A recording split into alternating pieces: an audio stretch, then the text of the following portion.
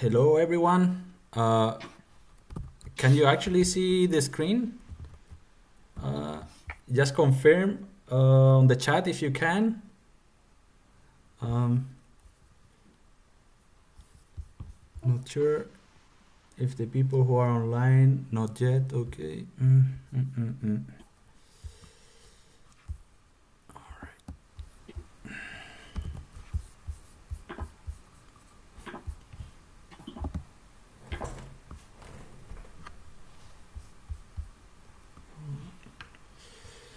I mean, it says it's live, maybe. Yeah, it is live.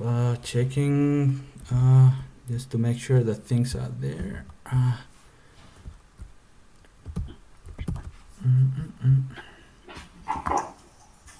We are live. We are live. We're live. All right, so we are there. Yeah, we are live. Cool. Then let me see if I can show you my ugly face.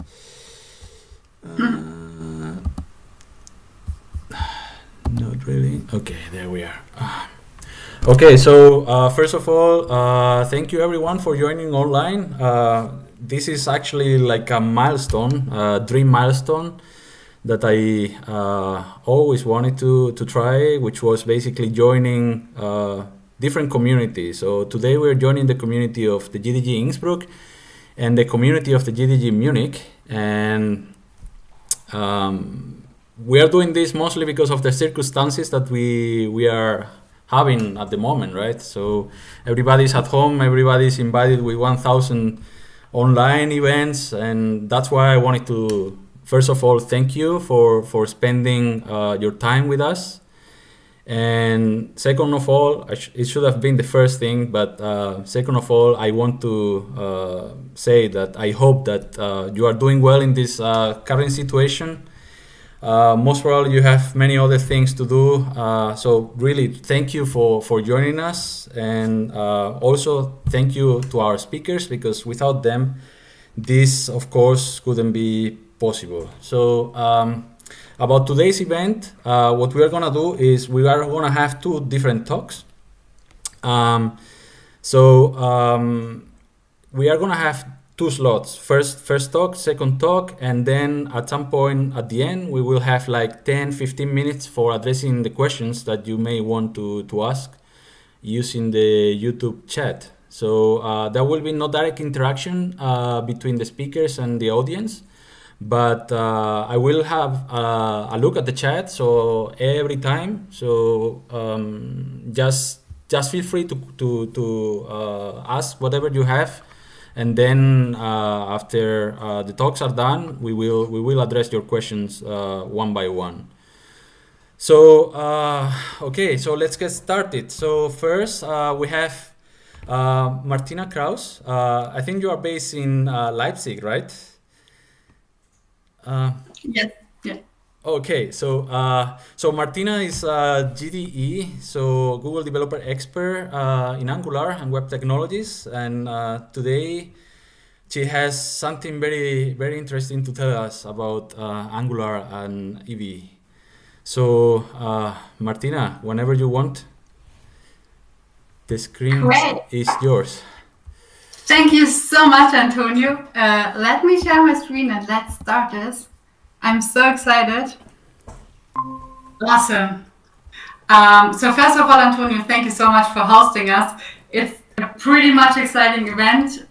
Maybe for all the ones who know me already, I talk a lot about Ivy, but I can tell you today is really pretty special day for me. So it's pretty exciting.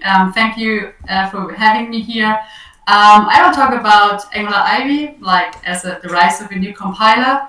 So I will talk about what's going on behind the scenes, why the Angular team actually decided to have a new compiler, and how the compiler does actually things internally. Then Sid will go on with what can you do then with the compiler, so what all the awesome things that Ivy enables. So let's start. First of all, of course, what is the most important thing about developing web apps? Of course, it's performance. We also know that we don't like website that has a long interaction cycle. Like has an initial loading time of maybe 5 seconds. We immediately close this. Then Sid will go on with, so to track this, you might use some performance measurement tools like Lighthouse. So what you see here, this is actually like a small screenshot from the Lighthouse Chrome browser extension. It's also available for other browsers, of course, which gives you information about performance, about how accessible, how the accessibility is of your website, or how secure is it actually. But of course, we're focusing right now on performance. Here you have some metrics like the first contentful paint, the first meaningful paint, the speed index, and these all measurements gives us an overview of how fast is actually our first initial loading time, right? So when we talk about performance today in my talk, I want to focus more about the initial loading time, the first time to interact, but also apart from that as well, like the developing time, like how long does actually the compiler needs to transpile and compile this whole thing. This is really important for us Angular developers as well, since Angular had already a really, really bad reputation regarding the initial loading time is so bad, and the bundle size that is actually created by the compiler is just too huge. So the team did already a lot of improvements, and that said, they said themselves, okay, we need to change something regarding the compiler. By doing so, they figured out, of course, what is actually the costliest resources on a web page. Why is our bundle size so big? Of course, HTML doesn't make sense that much, right? Because we have a single page application and all the HTML gets rendered, right? It might not be also CSS since, hey, stylings aren't that costly as well. Of course, as we all know, it's JavaScript. JavaScript is exactly the thing that is compiled by the compiler and is actually the main cause for the huge bundle size, and this is exactly the reason why Ivy needs to be there. But first of all, let me introduce myself. My name is Martina. As said, I'm based in Leipzig, but actually I was born in Heidelberg in the south of Germany. I'm a Google Developer Expert in Angular and Web Technologies. I'm also a Women Tech Maker ambassador, so I do a lot of events around Germany for women in tech. But I actually get money for consulting and doing workshops and actually developing Angular projects. So whenever you want to talk about anything regarding Angular, just ping me. My DMs are always open. Apart from that, I'm also running a couple of NG Girls workshops all over the world since I'm part of the core team. I guess if you haven't heard of NG Girls yet, you should immediately after this whole meetup, not now and not during Sid Talk, but after this meetup, you should go to NG Girls and just take a look because we're doing a lot of good stuff over there and empowering and encouraging women by creating a full one-day free workshop just for women. Our biggest one was actually in Medellin, Colombia, with 140 women eagering to learn Angular, and this is really amazing. As well, and because I have too much free time, apparently, I'm helping organizing conferences. So I'm a main organizer of the German NGDE conference. Hopefully you have heard of that as well. But it got canceled this year, of course, because of the circumstances. But I'm also helping the NG Rome conference happening on October every year in Italy. Last but not least, I like to mention one of my biggest passions. I was a professional basketball player a long, long time ago. And this is, of course, for that, my most favorite movie. It's called Space Jam. If you haven't seen it yet, you should see it. Go immediately after this meetup as well and take a look at Space Jam.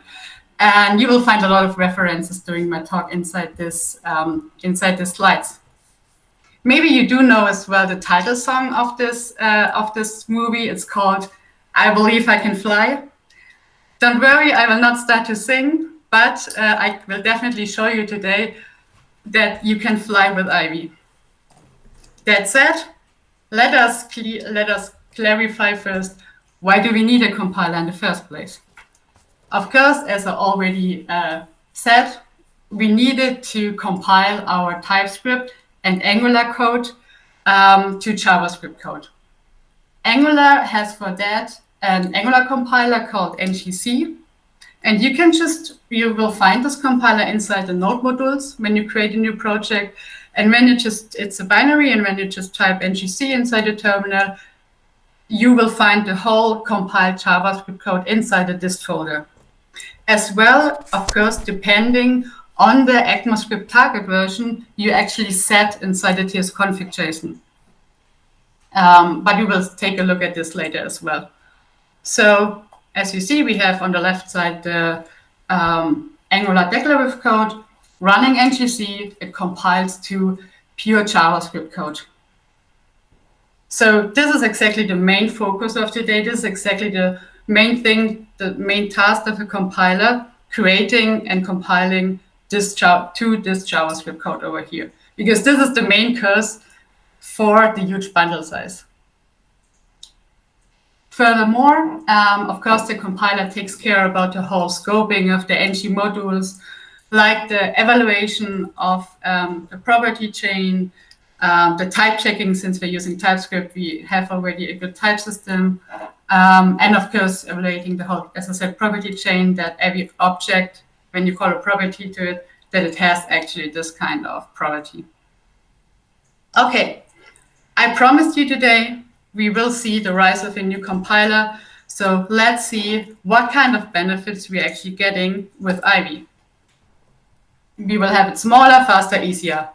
Bam, that sounds so great. I mean, this is all we want, right? We want to have smaller bundle sizes. We want to have a faster compilation, and the whole debugging. I mean, debugging in front-end applications is always a mess. So we want to have it a little bit easier as well. Regarding the smaller point, I like to share a statistic with you that was shared by Stephen Fluin inside his blog post I linked here below, that mentioned when it comes to small apps and large apps, that the Ivy compiler has a size improvement onto them with up to 40%. And this is really amazing, right? As you see as well, for medium-sized apps, it might not be that much. And I will explain you later a little bit more why it's just for small apps and larger apps. Okay, I was like, yes, well, I'm not trusting any kind of statistics, right? So let's see. I just created it on my own. So I just typed ng and created an application with that.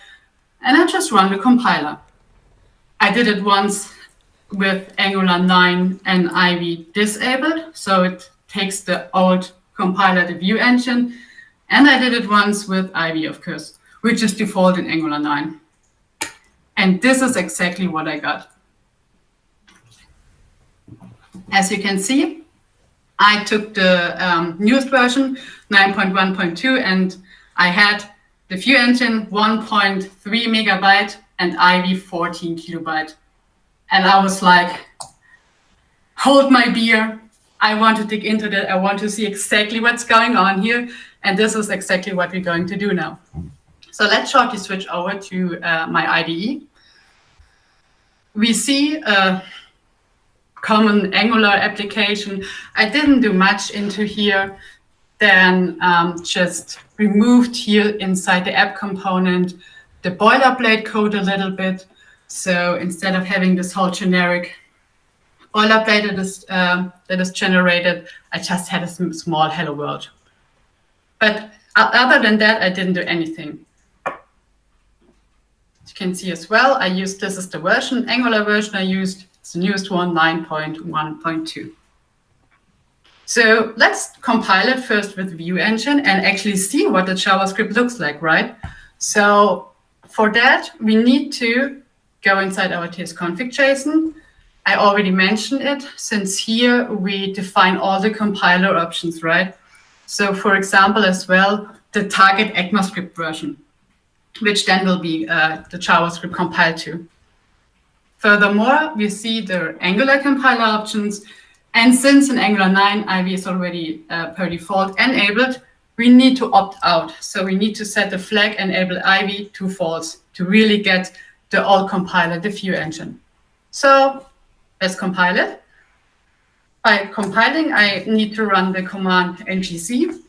This might gonna take a while, and I'm always thinking on this part to tell a joke, but trust me, I develop better than telling jokes, so luckily it's already got compiled. So we can see it created the dist folder over here, and here's our JavaScript. So shall we take a look? Of course, let's see what was compiled with the view engine, as I said. I will open the app folder, and I would really like to know, I know you're really tense and eager to see this, but I keep it short. I'm really eager to know who actually did already took a look into that. Like who actually already maybe run the compiler to really see what's going on here. Leave me a comment on YouTube because I really want to know. So let's open the app directory.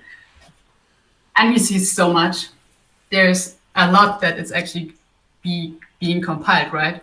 So we have our normal, usual app component, and what we get here is the app component metadata.json, app component ngFactory.js, app component ngSummary.json, and then we have the styling and the test files. Okay, so we see that 4 files are actually compiled, right? I opened already the app component.js file, and when we take a look into that, we see that this is actually our representative code of the app component TS file, right? Okay, so far so good. But what I actually is more interesting and I like to show you is the ngFactory file.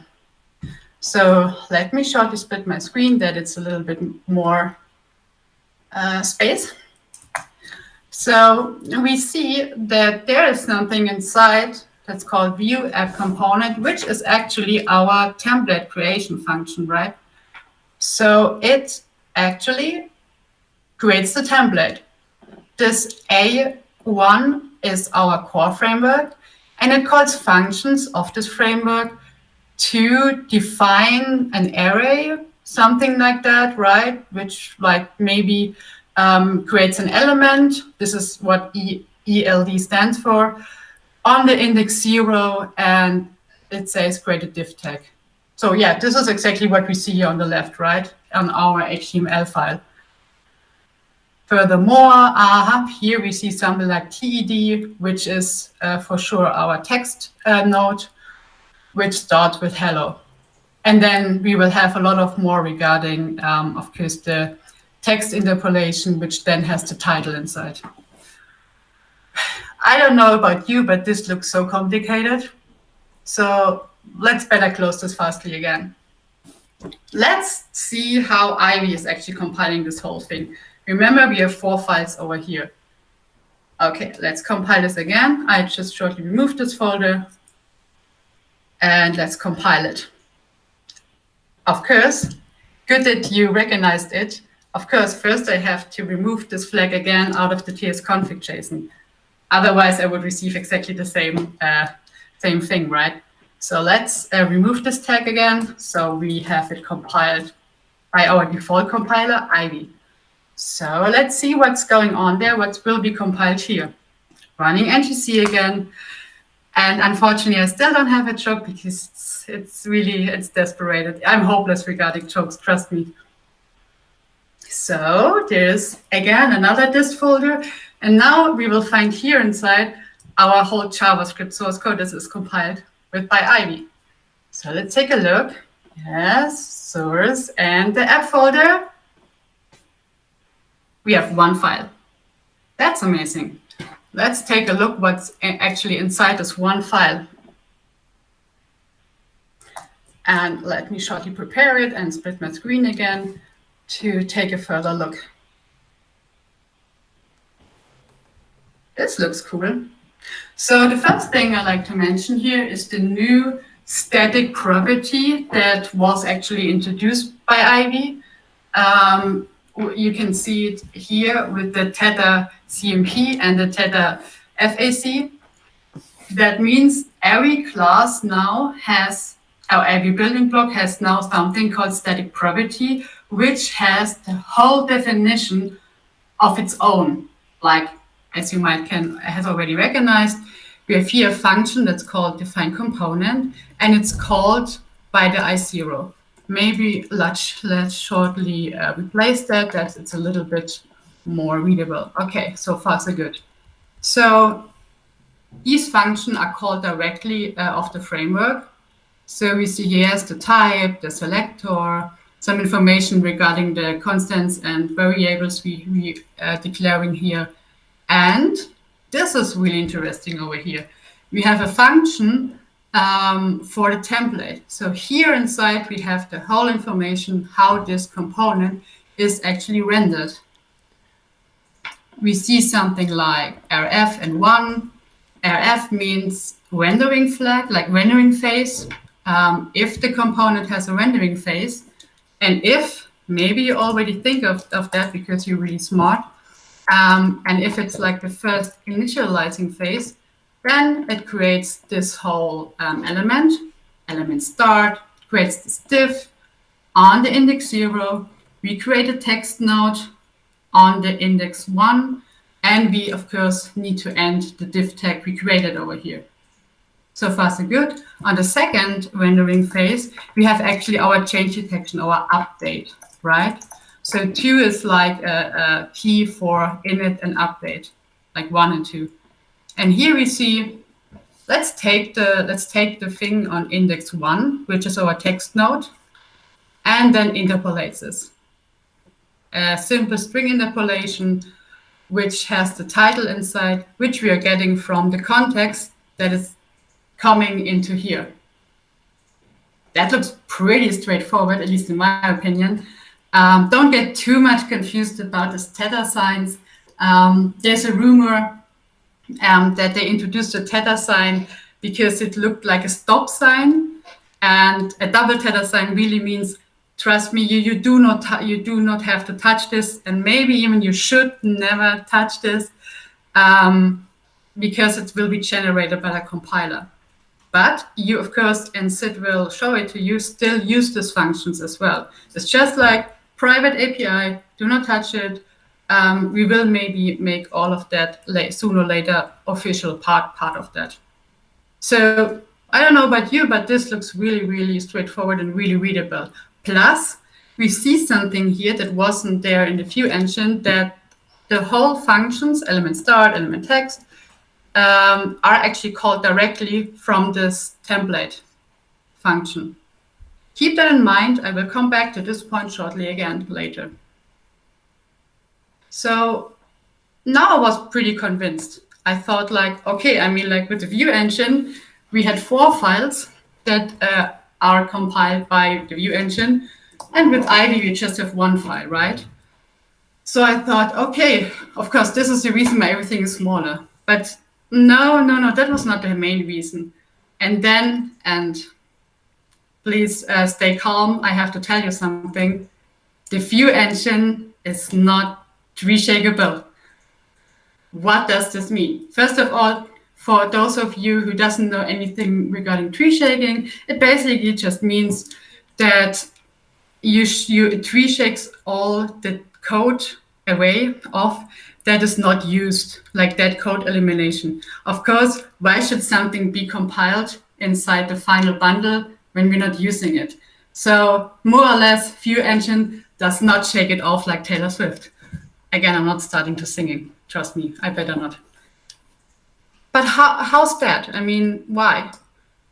Let's take a look. Let's take a look again how actually the View Engine is compiling the template creation code. As we saw, and I mentioned a little bit already, of course, this is really simplified right now. We have an area of view definition, a so-called area of view definition with some instruction sets. So these instruction sets are just like, okay, here's an element called element ref on index 0 with a div and with a class with the value blue, because blue is the best color in the world. If you might not know, but now you know. And a text definition, which just like has the text, what we want to display actually over here, right? So it's not really calling functions, it just has an array of instructions. But what does View Engine or Angular does with it? Let's take a look. It actually takes this whole array of instruction, and for each entry, it runs through this whole switch case block. So if we have a type element, which we had, it goes to the first case block, and then it calls the create element function.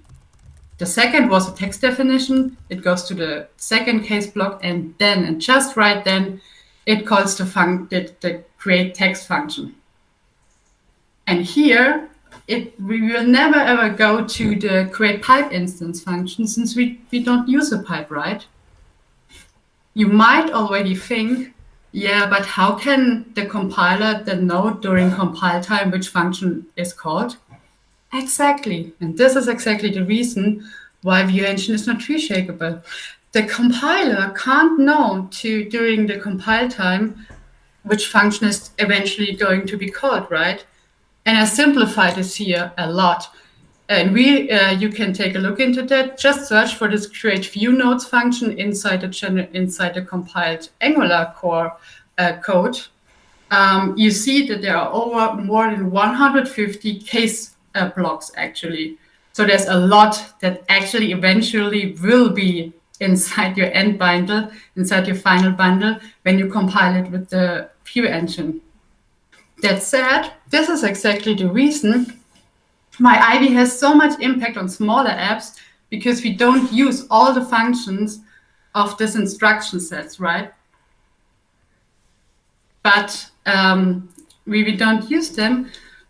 But for medium-sized apps, we might eventually use all the functions, so Ivy can't tree shake out that much as well, right? And this is the main reason why Ivy takes so much place in creating smaller bundles when it comes to small apps. But how is the Ivy way? As you remember, the Ivy compiled JavaScript code calls all these functions directly from its template creation. So we have our core library, which has all these Ivy instructions, all the functions, and we have direct references, direct calls to these functions. And all the functions we are not using, like for example, for creating a pipe, we are not calling them. So here Ivy can't immediately figure out during compile time which functions are eventually going to be called. And this is the reason why Ivy is tree shakeable and view engine not at all. This is really great.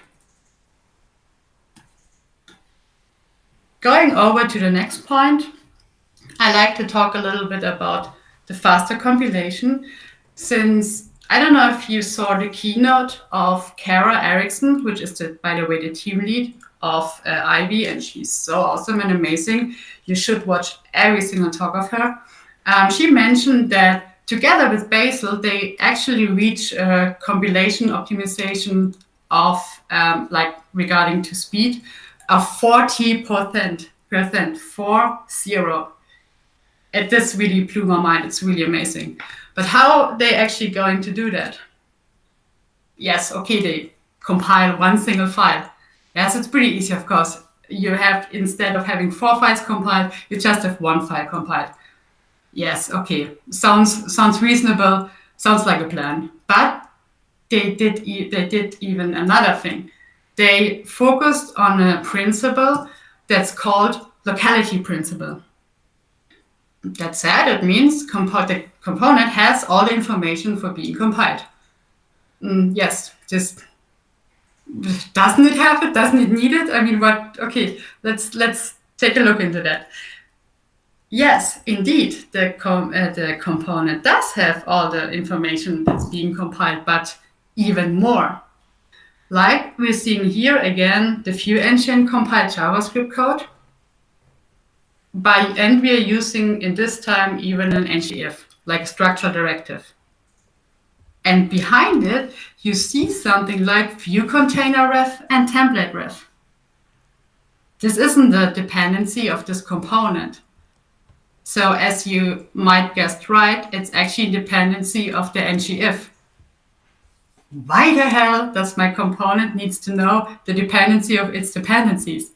So yes, indeed, the component does have all the information it needs, but even furthermore, and all the information that it doesn't need to know as well, right? So introducing Ivy, they separated that.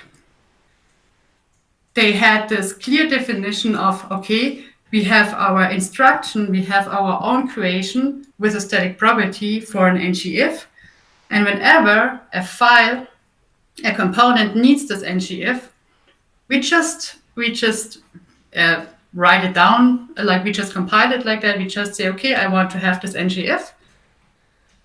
And then on another place, we have a definition of this ngIf. Again, with the static property and a function that defines this directive. And here are all written down, the all dependencies of ngIf. Of course, you might think, yes, but ngIf doesn't change a lot, so it doesn't matter, right? Yes, it does not matter, but as you maybe can think about, if we take a look again into here, we write own directives all the time, right?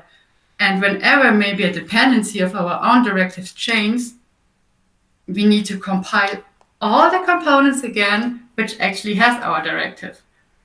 And it's called global compilation, and this is the main reason why the compilation in the prior Angular versions were so slowly. It's called a separation of the dependencies compilation. A separate compilation of dependencies, to say it a little bit in a better English. So we have no global compilation anymore.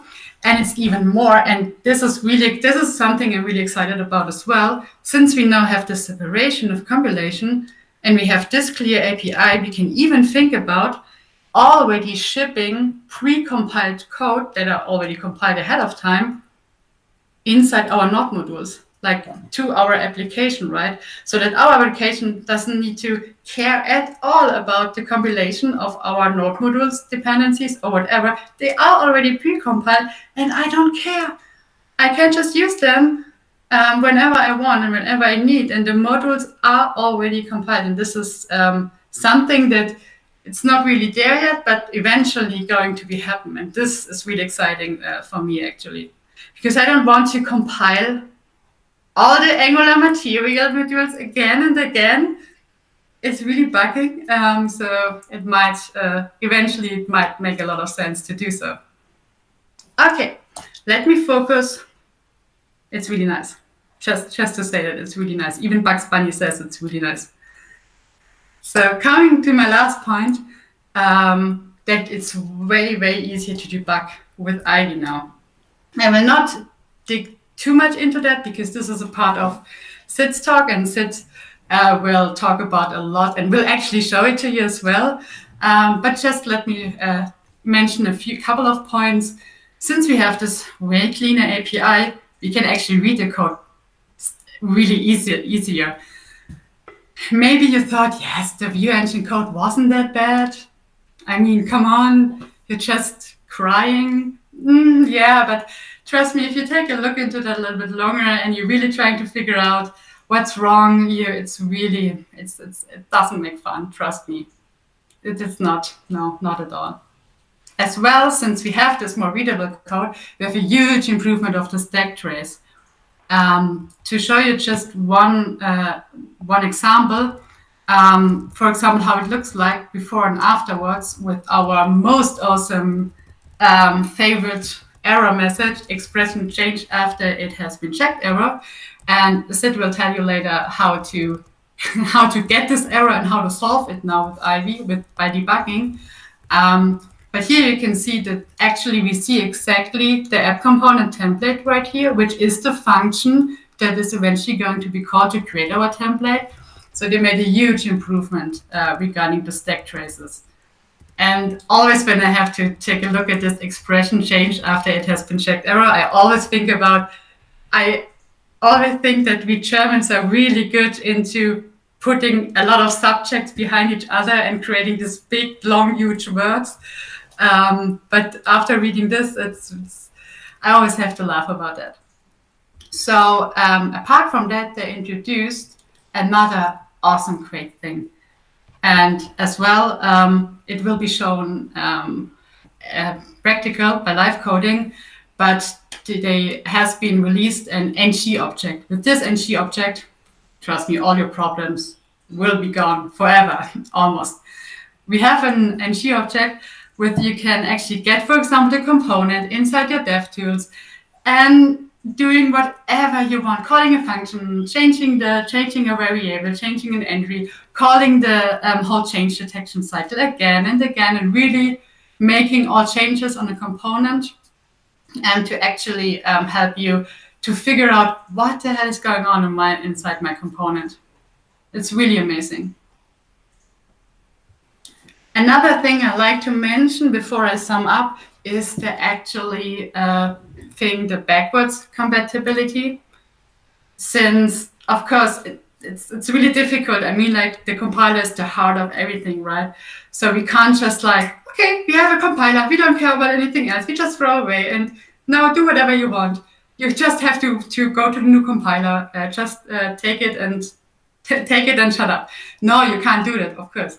So the team was really focused on actually providing some backwards compatibility.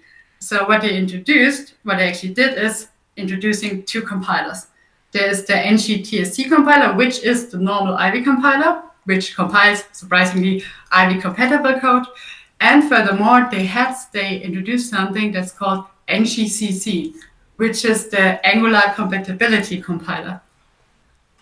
It takes all the node modules dependencies and converts all the old so-called old style modules, which were compiled by View Engine or which are just not Ivy ready yet, converts them and creates something called TypeScript definition file.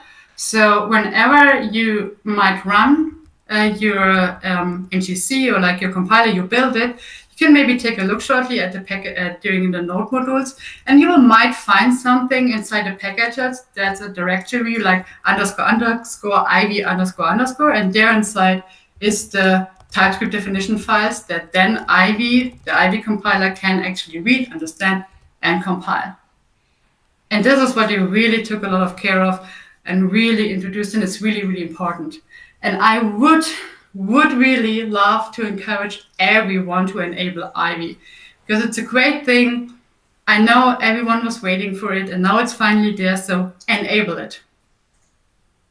Of course, there's still, like I did, an option to disable it, like going inside the config JSON as I did, and to put the flag enable Ivy to false inside this Angular compiler options. It's still possible. So if you have too much issues, disable it again, go to the Angular GitHub repo and file a GitHub issue and just talk to the team, please, because there's so much behind really making this Angular Ivy even bigger and greater. So please help the team, please help us to make Angular Ivy even greater than it actually already is. So please, you should not disable Ivy just like this. Please help it as well if you have a lot of issues. Just ping me or Sid. We worked already with Ivy. You can always ask us as well, of course. That said, let me create a short summary what we have learned during my talk. Of course, Ivy reduces the bundle size significantly. This is really amazing for small and larger apps. Medium-sized apps, it might not have that much impact, but usually we don't use all the template creation code. Plus, which is really important here to mention, if you don't do all the other best practices like lazy loading and maybe taking care of the change detection cycles inside your Angular application, Ivy can't help you with that as well. So there are a lot of best practices, performance best practices out there. There are a lot of articles out there which helping you with that. And Ivy can't support you if you're not going along with the usual best practices. It just takes care about the tree shaking and actually helping you to try to put your bundle size small as possible. Apart from that, it only recompiles what changes. As we saw, the component doesn't have anymore the dependencies of its dependencies. We also have something that's called a separated compilation of the dependencies. And of course, we have still our backwards compatibility with the NGCC compiler. Try it out. You will see this underscore underscore Ivy underscore underscore, and you will see there is something going on. It's really, really great. Before I say final thank you, I'd like to say another thing that's really important to me, since a lot of persons are actually reaching out to me and telling, yeah, okay, Martina, it's awesome. You tell about reducing the bundle size so much, and I did, and it's not working. It's not like a huge. It's also like everyone waited for Ivy, and everyone just said Ivy is like the pure luck, and everyone will be happy. Maybe you should rethink again that it's not all about that Ivy reduces the bundle size. Most of it, Ivy is an enabler. Ivy enables you a complete whole new way to write Angular applications. And I'm more than happy that I share the stage today with the awesome Sid, which will tell you exactly how you can write new awesome Angular applications with Ivy. Because it's not only we got the points I told you today, it's also a really awesome thing, a new future of writing Angular application. And I'm so excited to hear this talk, and you should stay and listen to it as well, because pretty sure it will be even more interesting what I said, because I just pointed out the highlights regarding how Ivy is doing that. That said, thank you so much again for having me. I will share my slides, of course, on Twitter. And you find it there. Ping me anytime on Twitter, send me an email. I have a small website which has a little bit more contact information, but I guess the best thing is to try to reach out on me on Twitter. I am there more frequently. That said, thank you so much again. I was really, really excited to be here. Was a little bit nervous, but thank you so much. And thank you, Antonio, again for having me. And I'm really looking forward for the next talk now. Yeah, thanks, Martina. I think the talk was really amazing. Even though what I said that I usually don't do front end, but I learned quite a few things, and I'm pretty sure that Sid is already nervous because the level is really, really high at the moment. So I'm so nervous. I'm really nervous right now. No! She has set the bar so high, so let's see how it goes. All right. So if you want, we can You proceed. better walk this. Yeah. So if you want, we can proceed with the next talk. Our next speaker is Sid Ajmera. So Sid is also a GDE based in Sydney, as far as I know. Also with very good understanding of Angular and web technologies. So I'm really looking forward to what you have to bring to the table, Sid. So the screen is yours. All right. So I'm just gonna quickly share my screen. Okay. All right. So I hope I'm sharing my screen now, and you're also able to see my face. Okay. So I'm going to talk about what we can do with Ivy today with Angular 9, and what Ivy brings to the table for the future, and what it unfolds. So the most important slide for today, my introduction. Hello everyone, my name is Siddharth Ajmera, and I'm a full stack JavaScript developer. I'm also, as Antonio mentioned, a Google developer expert for Angular and web technologies. I write articles from time to time for indepth.dev. You might also refer to it as Angular in depth. And I have a few courses on Udemy with around 50,000 students enrolled. And just in case you might want to reach out to me anywhere on the web, I'm available almost anywhere on the web with this handle on the bottom right hand side. I'm available with this handle on Twitter as well, just in case, getting the word out there. All right. Jokes apart, uh, this is something that Martina has said. A lot of other people who are really prominent in the Angular world has said this, that Ivy is an enabler, right? So throughout the course of this talk, I'm gonna basically justify this fact, and let's see how that goes. So when the Angular team was working on Ivy, they had a lot of design goals in mind, and they broadly classified it into three categories.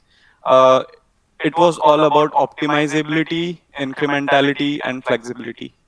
Optimizability and incrementality and all the points that are within these two categories are already covered by Martina in a lot of depth, and she did a great job of explaining everything to you all.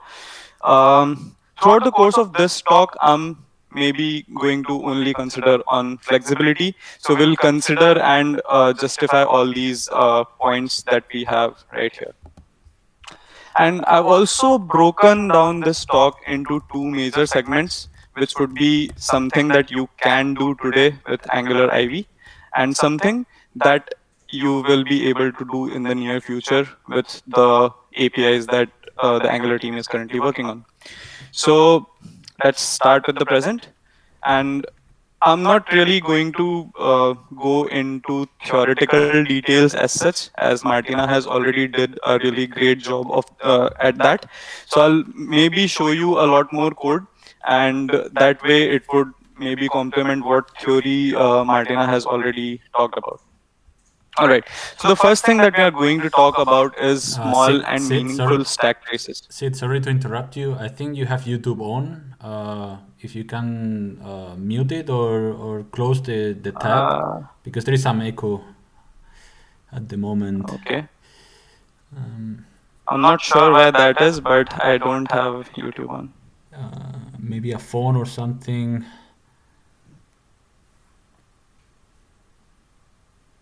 Uh, mm, Not really. Okay. Interesting. Okay, let's continue. Maybe it's something temporal. I'm not sure. Okay. All right. So I'll maybe continue. I've actually created two separate Stackblades projects. Both of these somehow. Sorry. Not really. Okay. Interesting. Sorry, Martina, did you say something? Let's continue. Maybe something temporal. I'm not sure. Okay. I'm just gonna continue. So yeah, as I was talking about, I have created two Stackblades projects. Both of them are for this infamous error that we get, which is expression changed after it has been checked error. And one of the reasons why you are getting this error is maybe because you have somewhere changed the value of a particular field right after Angular ran its ng after content checked or ng after view checked. So there are two projects. Both of them currently run Angular 9. So this, which is for the view engine, also runs Angular 9, and this for Ivy also runs Angular 9. The only difference in these two projects is that for the view engine, I have unchecked enable Ivy, and for this one, which is with Ivy, I have enabled Ivy. Right. So let me just also quickly open what this looks like in a window. I'll open that up, and this one as well. So let's first quickly see what this view engine stack trace looks like. So this is how it looks like. It has something related to object.eval as update directives, something along the lines of it. It has given us an error message saying that expression changed after it has been checked. Expression has changed after it was checked, previous value was this, which is the name property, and the current value is the name, which is this updated text. Uh, I'm not really sure where exactly to go. Maybe this is one of the files, which is the app component that I wrote. So maybe I can click on this, but it then takes me to this hello thing. And then there is also this source mapped from app component.ngfactory.js. Now, as Martina has already shared, this file looks a bit odd. It's really difficult to comprehend what exactly is going on in here. And maybe if I go back to the console, it maybe now has changed to the exact line wherein I got the error. But then again, I'm still not sure what exactly is this error all about, as I cannot really understand what this view engine code is actually doing, because there are quite a lot of nulls and these magic numbers running around here and there. If we have a look at the exact same stack trace by Ivy, you'll see that it's a bit more readable in terms of the way it has been presented. So there, from here, I can definitely tell that there is an issue with the app components template, and that's again the exact same place where it's going to take me to.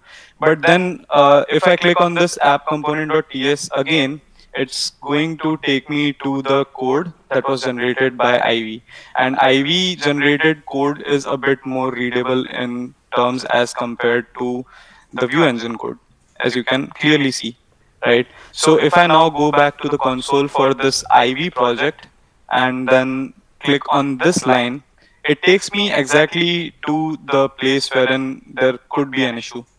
And as you might all already know, there is a way of fixing the the infamous error, which is just by injecting the change detector ref and maybe also detecting changes right after the ng on init view lifecycle hook. So ng after view init lifecycle hook. So as soon as I do that, it does get fixed, right? So this is the sort of difference that you will see when it comes to the stack traces that you will get with view engine, which are like really cryptic, and it's really hard to debug even the generated code as such. But it's a bit more cleaner and simpler when it comes to Ivy. Ivy is all about simplicity. Next up, we have ahead of time compilation by default. So prior to Ivy, things were not as straightforward as we have now. And that's why ahead of time compilation wasn't something that could be fast enough to be used as the default compilation mode. But with Ivy, it's all so straightforward and it's all so fast that we can now use ahead of time compilation by default. One thing that it enables us to do is something that we'll shortly see. So this is again a similar project. Here again, I'm using Angular 9.1, which is probably the latest version according to StackBlitz. And here I have again disabled Ivy. So this is still running the view engine code. So I can still see the component getting loaded, and there is this method that I have inside my component, which is load component lazily. But for some reason, and I do this quite a lot, uh, I mistakenly binded to the click event on this button with a method named load component lazily, right? This is just a typo that I tend to do quite often. So what exactly happens in this case, right? I just click on the button and I see the error at runtime, which is not really good, right? I should be able to catch these issues at compile time. And this is exactly something that you might get when you were actually deploying or bundling this application for production in View Engine. So when you would run ng build -- prod, then you would maybe see some sort of an error like this, right? But since with Ivy, everything is ahead of time by default, and I can quickly show that to you as well. If I enable Ivy now and save this project, let's see what happens and what's the sort of difference that we get in terms of the application load. right? So it gives me an error up front saying that this is a property that does not really exist on my app component, which is something that I wanted to know upfront, right? And that's exactly what ahead of time compilation brings to the table. It tells us upfront that there is an issue and it should be fixed. And if you don't, then I'll have to maybe just show you an error, right? So I'll just quickly do that lazily. Maybe this should fix it. And it does. And so my app works again as expected. Awesome. The next thing that I want to talk about is loading components lazily. So prior to Angular 9, you might be aware of lazing modules lazily using the lazy loading of modules via routing. But then with Angular 9, it's also possible to load components lazily, right? So let's quickly see how we can do that. Now, StackBlitz somehow builds code and bundles that in a way that it's really hard to replicate or visualize lazy loading in there. So I will be using a local project for this. It's a very simple project as such, and it's already running. So I'll open up localhost 4200. And we see a button here that says load dashboard lazily, right? I'm just gonna close all these other tabs. I'll go to the network and maybe clear the console as well. All right, so here the intent is to load a component, maybe the dashboard component. So the dashboard component here is having the class of dashboard component.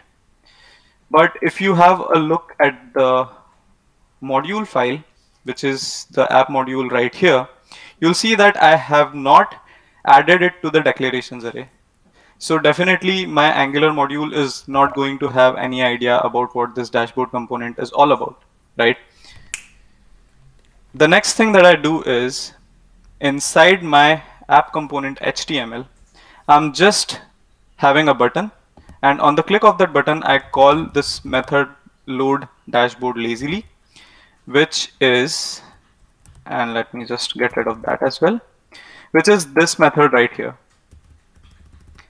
load dashboard lazily, right? What exactly does it do? Well, it first uses the dynamic import statement that was recently introduced. And then since this dynamic imports is going to give me the module, which the JavaScript module, which encapsulates the dashboard component, and it's going to give it to me as a promise. I can use the async await syntax to unwrap that and just destructure the dashboard component. And then I guess if you are familiar with loading components dynamically in Angular, this might be a bit straightforward, that we are injecting the component factory resolver as a dependency, and we are calling the resolve component factory and passing it the dashboard component. And then there's a view container ref as well. What exactly is this view container ref? Well, I've just used the view child, and I'm having access to the host for lazy component, which is this template variable that I've created. And then from there, I'm just reading the view container ref and then getting the view container ref like that. So I now have the view container ref on which I can call the create component method and pass it the factory and some other things as well, like the injector, just in case I might want to have dependency injection is in this loaded component as well. And then this component also has a show property to which I'm assigning some sort of a GIF.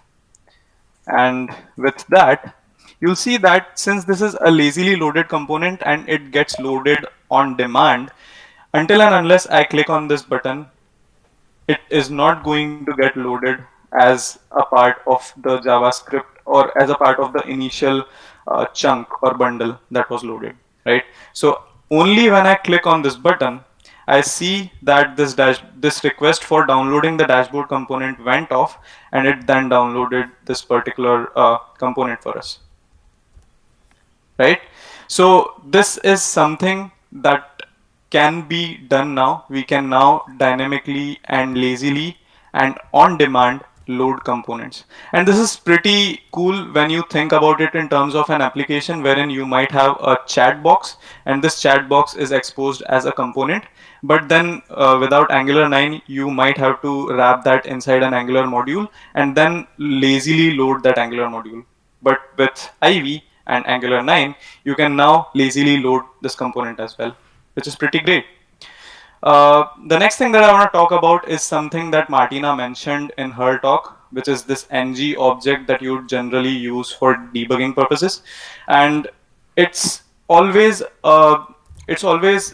helpful when you can make changes to your application at runtime and see how it behaves and reacts to your changes, right? And this object is exactly the tool that we are looking for when it comes to making changes to your application at runtime. So this is somewhat similar to the ng probe thing that you might be aware of when like prior to Angular 9.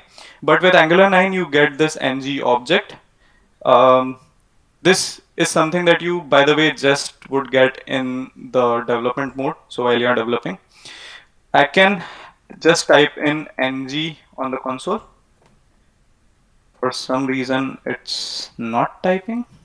Okay, yeah, it's typing now. So I type ng and press enter, and I get this list of methods that I can call on this ng object. So that's one thing. Another thing is that there are a few global variables in Chrome that you can have access to. So there is a global variable named $0, for example. Now $0 is something that this browser assigns to whatever we have selected via the elements selector, which is this one. And once we select something onto the DOM. So let's say, for example, if I select this image, which is this, and I go back to the console and I type in $0, I'm going to have access to that image, right? If I do that for this h1 tag and I go back to the console and just type $0, then I'll have access to this h1, right? So where exactly am I going with this point? I can maybe select this whole app dashboard component, which is maybe not a dashboard, but just keep saying that this is a dashboard and maybe someday you'll believe it, right? That's how your subconscious works anyways. So yeah, so if I now type in $0, I can see that it now points to this app dashboard component. And we now also have access to this ng object. It has something called a get component method on it. And to this get component method, you can also see that I can maybe pass something to it, right? I can maybe pass it an element. What element would I pass it? I'd pass it the app dashboard element that I currently have inside the $0 global variable. And then I can assign it to, let's say, dashboard. Now if I press enter and then I try to print dashboard, I now have access to the dashboard component, the whole component instance as such, and it also has this show property, which is currently this GIF that you see right here. I can maybe change the show property on this dashboard component to, let's say, this new GIF that I have. So I'll just paste that. And will this change after as soon as I press enter? Let's try and see that. Maybe wait for a second or two. No, it didn't. So apparently once you make these changes, you also have to apply these changes onto the components so that these changes can then be reflected upon by the app. So in order to do that, there is also something called apply changes in there. And to this, you can pass in this dashboard component and then press enter. And hopefully now the GIF should change, right? So this is something that you might want to do every now and then, making some changes to your components, the properties on your components at runtime, and then see how your component basically reacts to these changes, right? There's also a really nice article that Yuri has written. The link to this article is at the bottom left hand section of the slide. So please feel free to check that out as well. It's a really nicely written article. So you would probably get a lot of information with that. I think I've talked a lot about the current things that we can do with Ivy, but this is not an exhaustive list of things that Ivy brings to the table at the moment with Angular 9. There are also quite a lot of things that Stephen has mentioned in his blog post about Angular 9 when it was released. So I highly recommend you all to check that out to see what all other things you can do with Ivy. Next up, we have the things that Ivy can do in the near future. Now, these are all experimental things, and I will be using all the experimental APIs that Angular exposes. And this is something that you might not want to do experiment with and then push your code to production, because it might fail and then you might get back to me in some way or the other. So I highly recommend you to just check it out just for experimental purposes, but not really do something like this on prod. So the first thing that we are going to see is, maybe I'll just quickly close these other tabs just for the sake of cleanliness. And now I open up a new stack blitz, right? So in this stack blitz, we are going to see how we can render Angular components without Angular modules from scratch. So as Martina mentioned in her talk, that now once a particular component is compiled, it has all the information it really needs in order to render itself, right? So that's exactly what we actually need in order to render a component, right? So we don't really need an Angular module as such. So we can do that without all these other dependencies as well. So I do have a dependency on Angular core, but Angular core also have some sort of a peer dependency on these libraries like RxJS, TSLib, and Zone.js. Even though we might not use all of them, but it still has a peer dependency. So there's not much that I can do about it. But yeah, these are only these four things that I have. And as you can see, I have the Angular core version as 9.1.3, right? This is a code that might be familiar, since you have already seen something like this in Martina's talk. So what I've done here is I've imported a lot of things that are generally called IV instructions from Angular core. And then I have a class. This class has a name property and a method. And then there are two static fields that Martina showed in her slides as well. These are the theta FAC static field and the theta CMP static field, which is like the factory function that is responsible for returning us the component instance, and the component definition, which has all these other things like the selector and the type and so on and so forth. But one important thing that it also has is the template property. The template is basically a function, and it has the render flag and the component instance that we get, right? And the first pass is for the creation phase or the initialization phase. That's when this component gets created. And the second pass is for change detection, as already mentioned by Martina. All right.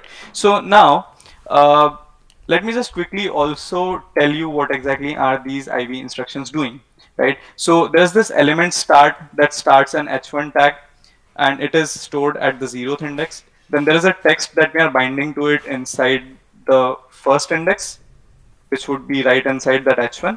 And it's also binded to component instance or context dot name. Now this name is the exact same property that we have on the component class. And then we have to end the component, to end the element. Then similarly, we have a button, and then this button is stored at the second index. This button has a listener to the click event, and this calls the change name method. This change name method is again present inside the component class. And this also has a text which is present at the third index, and then we end the element, right? So a very simple template, even though it's taking a lot of syntax and a lot of instructions to eventually render, right? But this is as close as you can get with JavaScript when it comes to Angular. And it's way better syntax as compared to the view engine syntax that you have already seen. The second thing that we do is change detection, right? So in case of change detection, what we do is we advance, which is again an IV instruction, some sort of a pointer to index 1, which is this, where we have the text, and we then interpolate that text to the current value of name, right? And what I can see from this is that whenever the user clicks on the button, the click event gets triggered because we are listening to it, and then we are calling the change name method. The change name method is changing the name, and so it would somehow do change detection, because of which this second block of code would run, and then we would be able to see the change name, which is IV in this case, because that's the name that we supplied to it in the change name method. And one final and important thing that we also do is we call another IV instruction which is called theta render component. A theta render component is like a very important syntax at the moment, and we will see this particular syntax throughout the rest of the sections throughout the rest of the code demos that I'm talking about. To it, we give the IV component, which is this, and then we also give it something like a host, right? This host is IV, and this host is basically something like a selector that you would use for a component like this, right? So you can just think of this as a selector, and then it should all work as expected, right? So now that I've explained all of this to you, if I click on change name, ideally the value that we see here should change, right? Because that's what the change name method is actually doing, right? But here we are not really using Angular modules. What exactly do Angular modules do? Well, their only responsibility is not to just render components.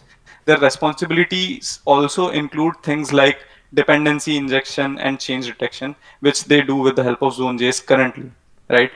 But since we don't have that in place, we will have to take the responsibility of doing the change detection and dependency injection on our own. Well, the good thing with IV is that it also has something called mark dirty, right? This is an API that was also maybe proposed. I'm not sure if proposed is the right word to use here, but yeah, this is something that can be used for change detection. What it is going to do is it's going to mark this component as dirty so that Angular can perform change detection and make the changes to or synchronize the model and the view accordingly, right?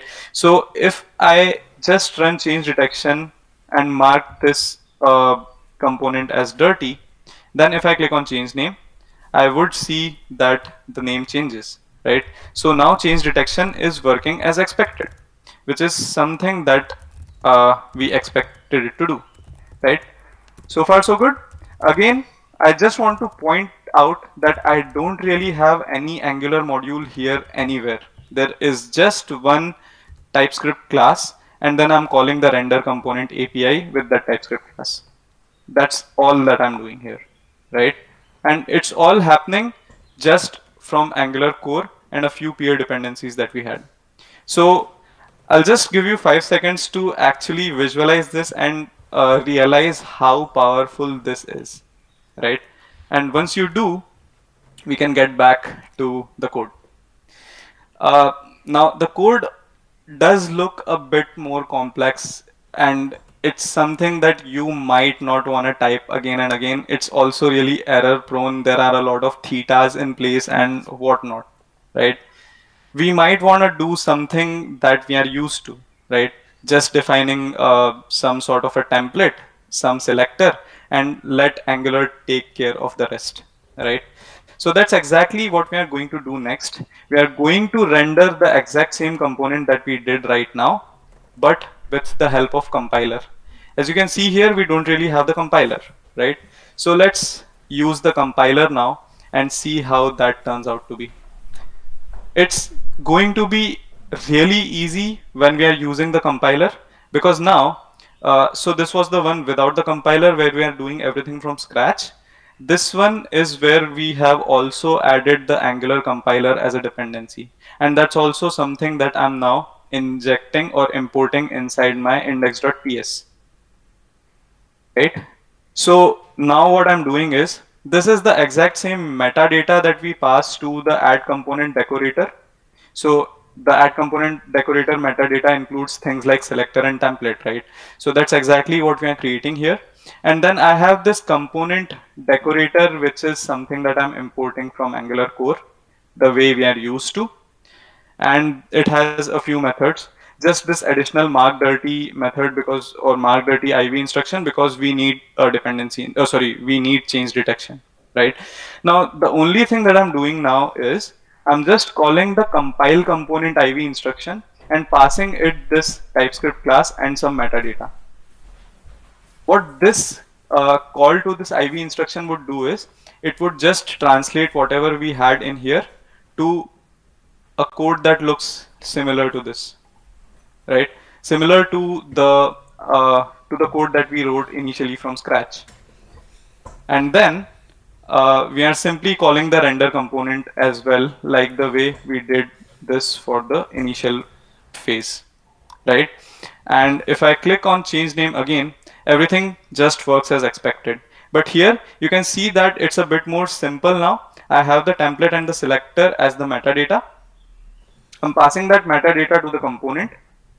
I'm just calling this compile component IV instruction with the IV component and the metadata, and it's all working as expected. I now not have to write anything like this from scratch, and it's a lot more convenient, I guess, and I hope you all agree with me when I say this. And that actually is really good, right? But there are times when you might not want to call the compile component again and again, because you might forget doing that, and if you do, then probably it won't work as expected, right? So there's actually something really witty that you can do, and this is something that that Uri Sheked has already done. He is the author of this particular decorator, as you can call it.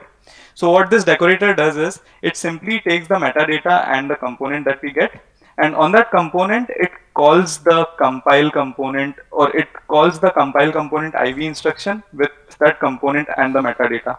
The exact same thing that we were doing here is now done as a part of a decorator that we see here. And how exactly do we use decorators? We use it simply like this, right? So instead of using the component decorator now, I'm just using the compile component decorator with the selector and template. And now I'm able to render everything just like that. I can again click on change name and it all works as expected. And this is again like really powerful. So something really witty, and a huge shout out to Uri for like writing or thinking about this. It's a really good thing. All right, so I've now talked about rendering components without Angular modules, both via Scratch, like by typing everything, and via the compiler. Next up, we are going to talk about dynamically loading a lazy component. Now, we have already seen how we can simply use render component, give it some component definition, and it all renders it pretty nicely, right? So now this is something like dynamically loading a component lazily is something that you can do at the moment. But since you are using a lot more verbose syntax, like injecting the component factory resolver and things like that right now, it's a bit more verbose and it can be tricky sometimes, especially if you are like really new to Angular, and you might like this code might not make sense as such, right? Something that might make more sense is that you just inject or import render component from Angular core and just call it with your component definition, and it all works as expected, right? So this is something that we are going to do next. So for the sake of this purpose, we are going to load a specific component, which is this loaded via render component. So let me just open that quickly, this one.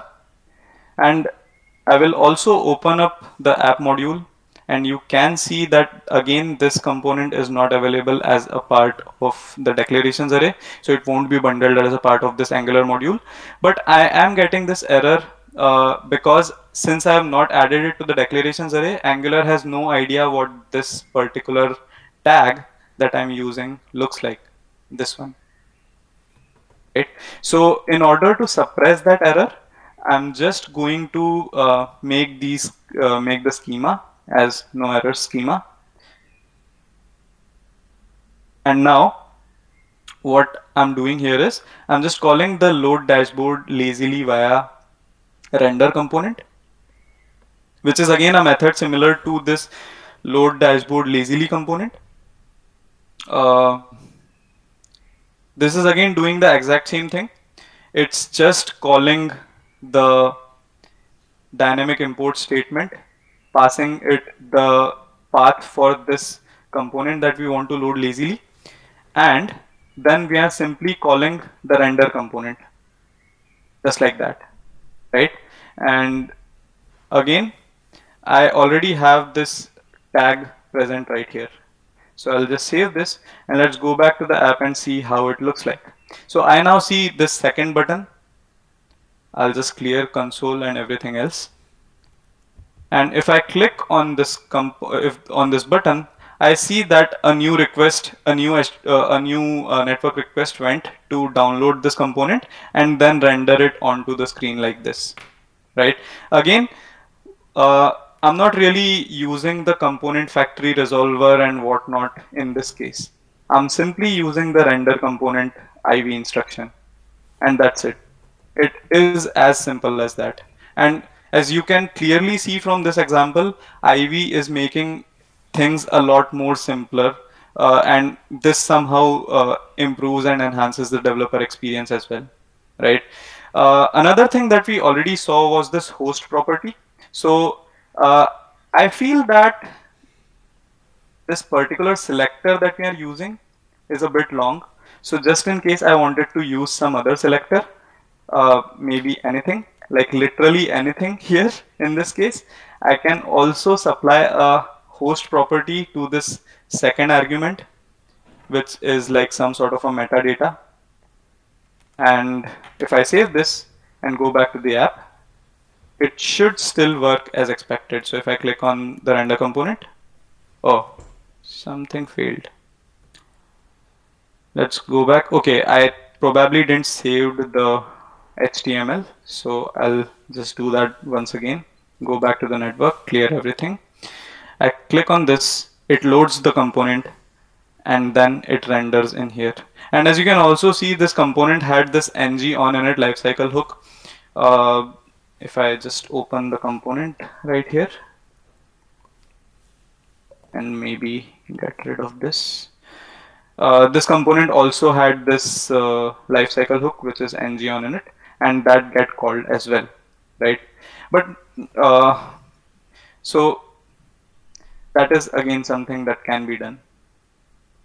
Next up, we have dependency injection, right? So what exactly do we do when we want to inject something as a dependency in this dynamically loaded lazy component? So what exactly do we do? So something like in this particular example, wherein we have the constructor, and here we are injecting the data service as a dependency, and then inside the ng on init we are calling the data service data services get data method. This get data method is doing nothing. It's just injecting the HTTP client as a dependency, and then it's calling this JSON placeholder API to get some post with the ID 1, and then I'm simply getting the post data here and logging it to the console inside the subscribe or inside the subscription. I'm also obviously taking taking it just once, so that I don't have to manually unsubscribe from this subscription. Although since this is a one-time thing, you wouldn't really be required to do this, but just for the sake of my sanity. All right, so now everything would probably work as expected. I'll just click on this method. It does download the JavaScript module that is holding this component for me, but I do get an error, and it says that inject must be called from an injection context, something like that, right? Inject.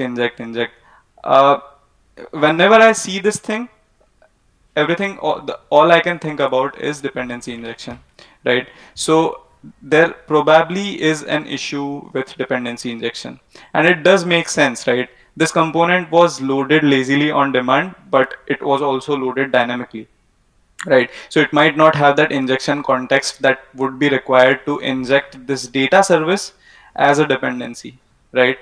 So we do need to pass it an injector, or make it aware of some sort of an injector that it can use in order to inject this data service, right? So how exactly do we do that? Well, there is also something called an injector that you can pass to this render component IV instruction, right? So you pass it the injector like this. Now this injector is something that I've injected as a dependency. So it might like seem intuitive, but you can inject the injector as a dependency as well, right? So you do that and you save this, and I'll go back to the application, and there is this network tab. I'll just clear everything off. I'll just click on this load dashboard method again, and now I see the dashboard component getting rendered properly. I also see this network API call that is being made to the JSON placeholder API. And if I go back to the console, I also see things getting logged to the console, which is like the data from this post API that I called. Now, I'll just wait and give you 5 seconds to actually digest this, and then actually realize how awesome and cool this is. And this is not just the only thing that you can do. The most important and the most celebrated feature, I guess you would realize when it comes to IV and what it brings to the table for the near future is higher order components. Now, what exactly are higher order components, and why exactly higher order components in Angular, right? Well, maybe because React does that too, and so it must be cool, right? Well, jokes apart, but if you do have higher order components, because there might be cases wherein you want to make some similar feature for different components that you have, but then you might not want to repeat the code for implementing that feature in each and every component, right? So say for example that you have a few components, and most of these components might have memory leaks, right? Just for the sake of this example, I'm using an example. The credit goes to Eliran, who has already represented this example. But I'll just quickly show you what exactly can be possible. So I will just get rid of the dashboard, app component HTML, data service, everything else. And we have the app component HTML that I'm going to open once again. This is just one last thing, and probably we will wrap up after that, because I guess I've spoken too much. But yeah, so I have this app timer component in the app component HTML. So what does it do? it has like a timer with an ngIf, which is alive, which is a property that I have on my app component. It's a Boolean property. So um, if you have like alive and it is set to true, then you would have the app timer opening, or it would show onto the screen. And then I'm also having two buttons, the destroy and revive. And if alive is set to false, then this component would eventually get destroyed, right? Because ngIf somehow works as display block and display none. And then I also have a revive button. The revive button is eventually going to set alive to true, and so I will be seeing this component back again, right?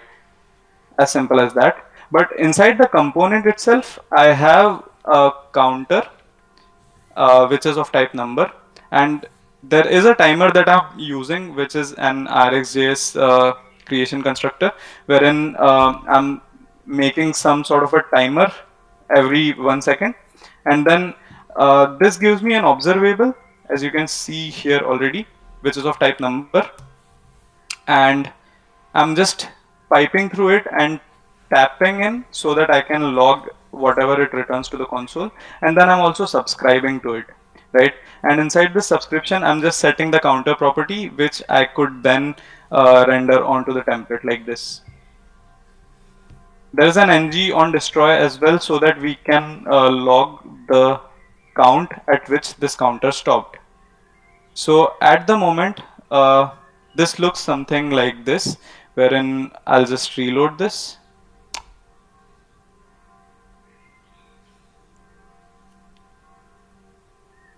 Okay, yeah, so you can see that the timer is now running, and let's see how this memory leak would get created, right?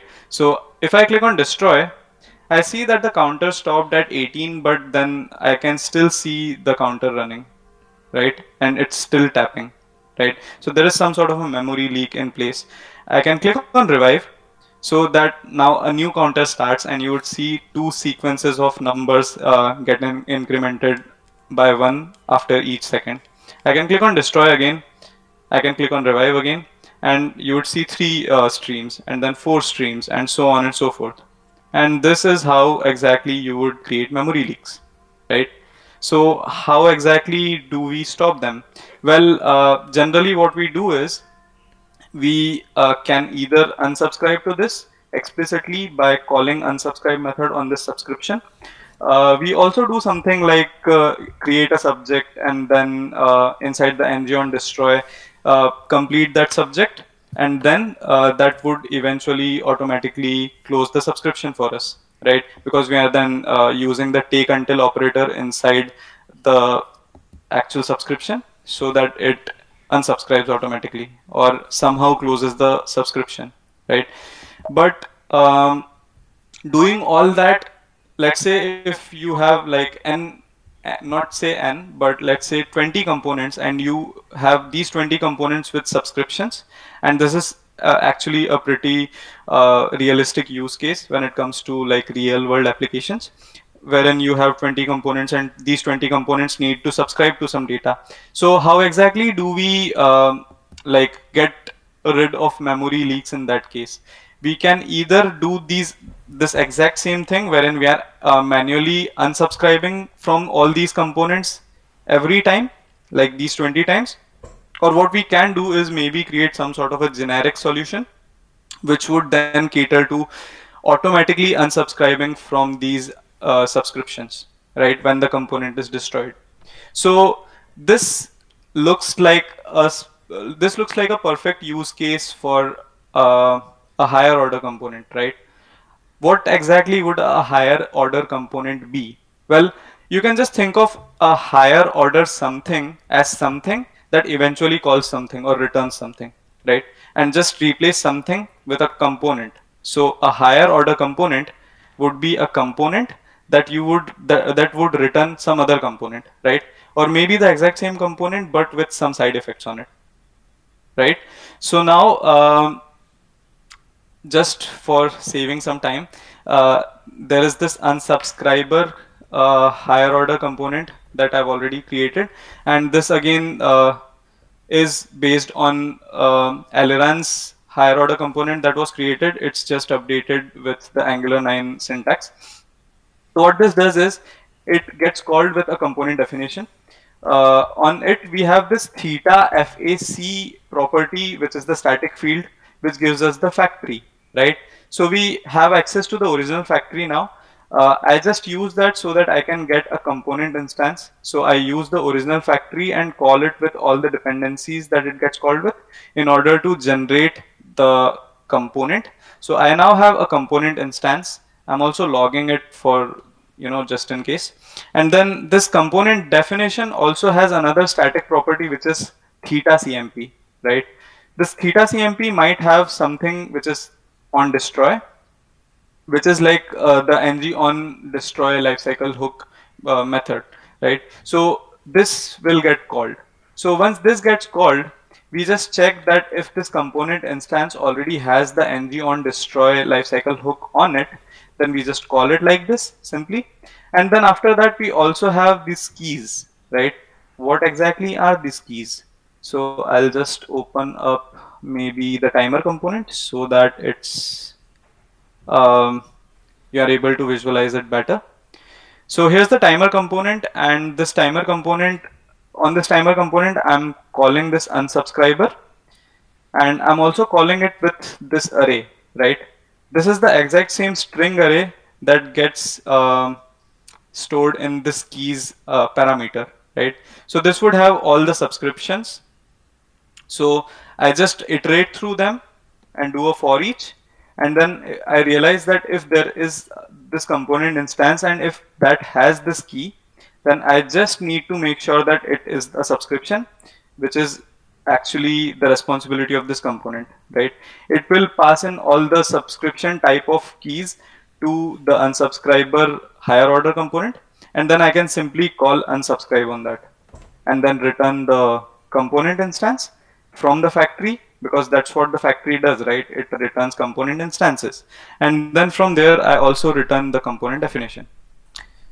All right, so now how exactly do I use that? Well, you just use it like a regular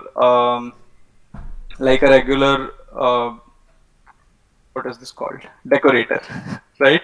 So you use it as a decorator like this, and let's go back to the example and see if this works out. Hopefully it does, because I've practiced this a lot. So yeah, hopefully it would do. So I click on destroy. Now the counter stopped, and the tap operator that was also logging things also stopped, right? So now I think that our higher order component is working as expected. Perfect. All right, so where exactly to from here? Now we already talked about a few cases wherein we might want to render an Angular component without using Angular modules, do change detection without Zone.js, and things of that sort, right? So the Angular team is persistent on making Angular modules optional, because like you might not want them or need them if you just have to render simple components, just in case of, let's say, just in case of web components, for example, which you have created with Angular, wherein you might not want to then expose them with the help of Angular modules and so on and so forth, and for a lot of other use cases as well. So in that case, Minko Gachev, you might already know who he is. He has suggested some sort of a proposal wherein we can simply use a property on the component decorator's metadata, which is this depths property. This depths property is basically going to have a list of all the components or pipes and these other declarables that you might want in your component, and then you could use them as such. So with the help of this, you might not want something like an Angular module.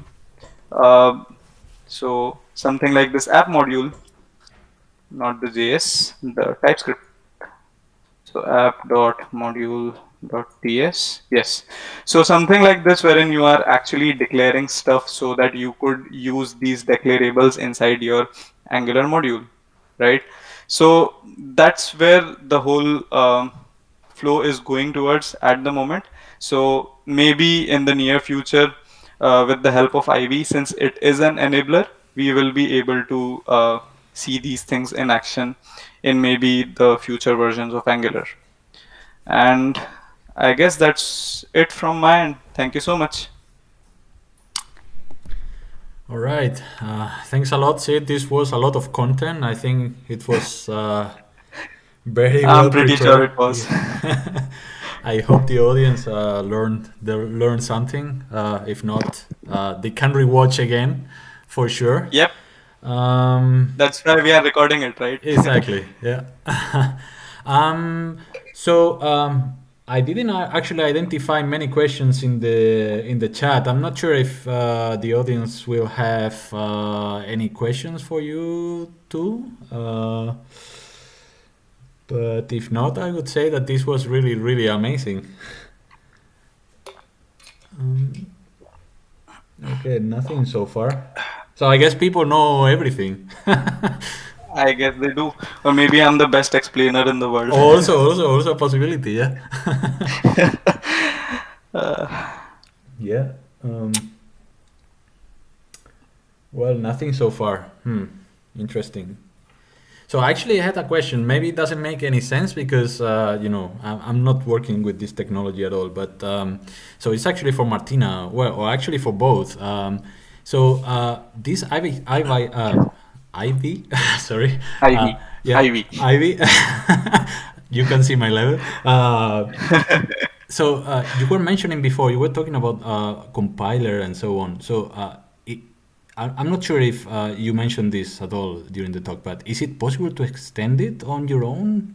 Can you actually do something with the compiler? Well, if you are a thrill seeker, then definitely go for it. I mean, it's a very complex piece of engineering, and it would probably require a lot of JavaScript knowledge as such, and a lot of knowledge of DOM APIs and whatnot. So yeah, but like if you are interested, then definitely go for it and try it out. All right. sounds challenging, yeah. Okay. I mean, maybe I might try it, but maybe it would take me around 7 to 8 more years, and then maybe someday. Underestimating himself. And by the way, I didn't meant years, I meant lives. All right. So, Well, we will be waiting here for another talk. Yeah, cool stuff. So I guess if there are no questions, I think that we can call it done, right? I guess. Yeah. So again, I want to thank you, everybody. So for opening the doors to their places. I hope people had some fun. They learned something. Again, I always say the same. If people are interested about giving a talk or something, please ping me on Meetup. So for whatever community, for the GDG Munich or maybe for the GDG in Innsbruck, and then we can schedule something. So most probably it will have to be online. Maybe next time with colors, not only blue like Smurfs, but I hope that still you could see and read the code. Without further comments, so thanks a lot, and thanks to our speakers again. This was really amazing, really nice experience. So Thank you so much, Antonio, for hosting this, and yeah, thank you so much. yeah, thanks a lot. Thank you so much, everyone, for attending. Yeah, thank you. I hope you learned something. I'm pretty sure, yeah. Yeah. Okay, then right. to the audience, see you very soon. Take care. All Bye. right. Take See you, care. everyone. Yep. Take care. Have a great evening, morning, or afternoon.